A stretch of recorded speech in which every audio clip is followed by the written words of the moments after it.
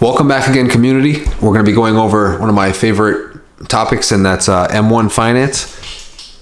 And we're going to be going over margin accounts. Should you or should you not open one? So let's get into that. Let's go over to borrow. And as you can see, I have a margin account with $9,000 that I borrowed. And one of the pros of a margin account is that it gives you leverage on your money. So as you can see, all this time when these stocks were going up, all this time where they were making money, I was slowly adding to my margin. I wasn't obviously taking out all 10,000 at once.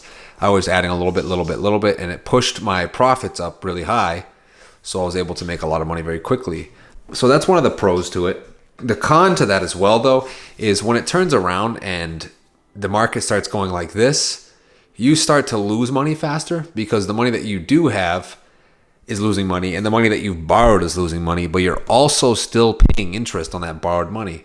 So you still have to pay the interest on all this money on top of the losses that you're incurring. So that can magnify any losses that you have and make it a lot worse than you would normally receive in a market downturn. But it does have that opposite effect when the market's going up. It does make you more money on your money. Another pro for M1 Finance is that you get this 2% interest rate that you pay, which is very, very low for borrowing money. That's extremely low because it's backed by your assets. So you don't pay as much to borrow money. The reason I'm able to get it so low instead of the normal 3.5% is because that I obviously have, M1 Plus up top here. And so that knocks it down 1.5% more to 2%. Another nice thing that M1 does is they occasionally run promotions on their margin accounts. So right now you have $5,000 interest free until the end of June. So, that's $5,000 that you're borrowing that you're not making any interest payments on. So essentially you can make money on that money, which is great, as long as the market doesn't continue to go down, which would just magnify your losses. And that's why every person who does this really needs to look at their own personal situation. The flip side of this, another con, is that something called a maintenance call, right? So if you dip down too low in your account balance, then you say I drop $21,000 right now. It's what I would need to drop, about 58% additional to where I am right now. If I drop $21,000, a maintenance call would be initiated, right? And they would basically liquidate my account to pay my loan back. So that's an added risk. That's a huge risk to your portfolio if it's going down very quickly and you're not able to add more money to the portfolio or pay off some of the loan to basically keep you in this threshold here where you want to be in the green. Then you'll lose your portfolio. They'll have to sell it to pay back your loan, which is very risky and very scary.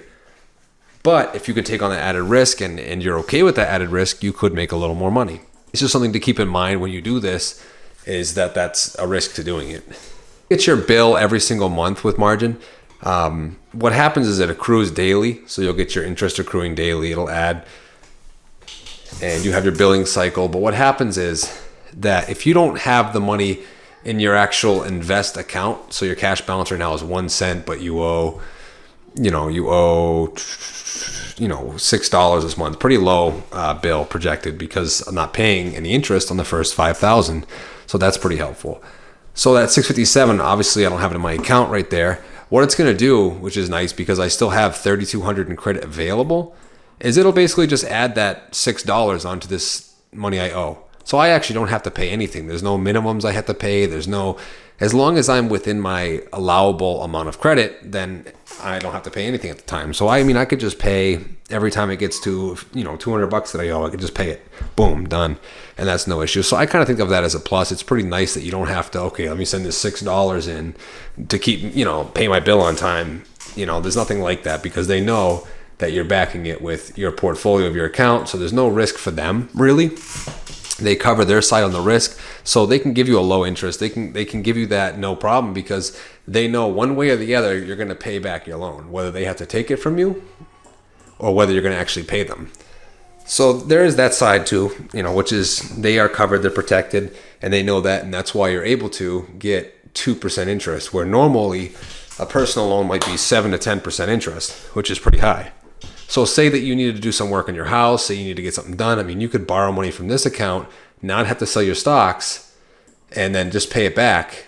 And you've just essentially paid a 2% interest in the meantime, which is pretty low, which is another added benefit, in my opinion, is to be able to borrow from yourself like that at a low interest. Conclusion, it's not really for everyone. I personally did it a while back. The market was going up pretty strong.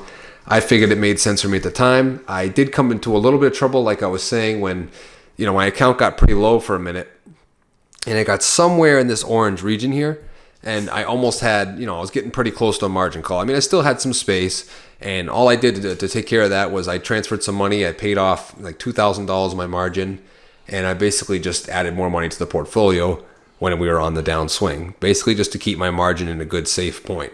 So by doing that, I was able to keep myself out of that point where it would have liquidated me somewhere in here, which would have been just absolutely devastating for a portfolio. And I was able to be fine, and obviously on the way up, make money back on all that margin.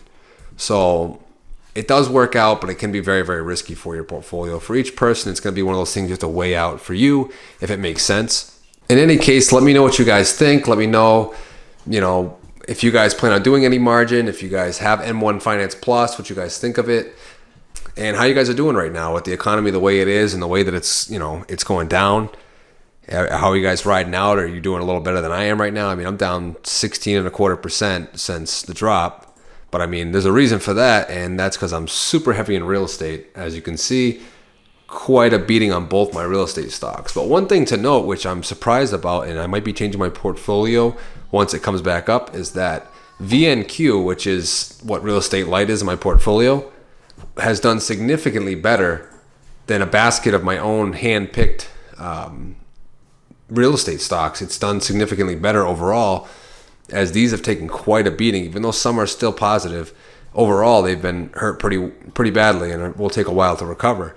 So that's something to think about, is those ETFs, and this is kind of why I set this up, was to see if that was the case. I wanted to see if that ETF or that Vanguard managed fund could beat a personal pick. And when the economy was going up, they were very, very close, and there was times where this one pulled ahead.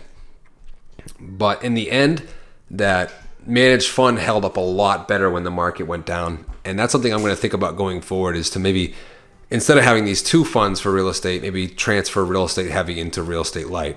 Obviously, I'm going to wait until that comes back a little bit and the economy starts to recover more, and I might transfer that into the other one. Just make it easier to manage too, which should drop off a lot of the Schedule Ks for my tax time too, which will help a lot. So I mean, that's probably something I'm going to be doing. If you guys have anything that you want to suggest or anything you want to talk about, bring it up in the comments below. Don't forget to like the videos and subscribe to them for sure. There'll be more videos coming out regularly. Pretty much every Tuesday and every Friday from now on, there's going to be a video. So keep an eye out for that and subscribe so you don't miss the content. And I'll talk to you guys next time.